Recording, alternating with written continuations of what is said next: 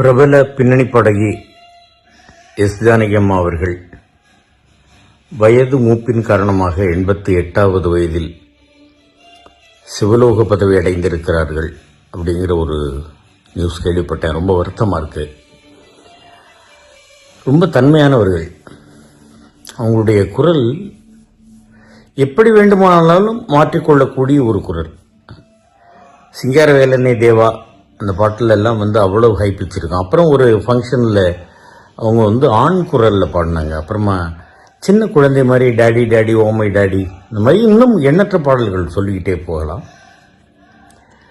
ரொம்ப தன்மையானவர்கள். எதுக்காக நான் சொல்கிறேன்னாக்கா, என்னை யாருன்னே தெரியாது. நான் அப்போ தான் சீரியலில் நடிக்க ஆரம்பித்த டைமும் 2-3 ஃபங்க்ஷனில் நான் அவங்கள பார்த்துருக்கேன். பார்த்துட்டு வணக்கம்மா அப்படிங்கும்போது என்னை யாருன்னே தெரியாது. இருந்தாலும் நின்று நல்லா இருக்கீங்களா, சௌக்கியமாக இருக்கீங்களா அப்படின்னு கேட்டுட்டு போயிருக்காங்க.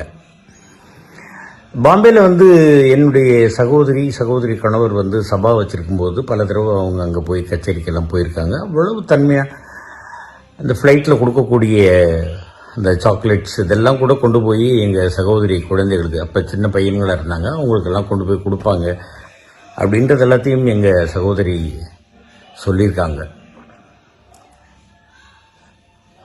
அவர்களுடைய குரலுக்கு ரசிகர்களாக யாராலுமே இல்லாமல் இருக்க முடியாது. அவர்களுடைய ஆன்மா சாந்தி அடையட்டும் அப்படின்னு இறைவனை வேண்டிக்கணும். அவ்வளவுதான்.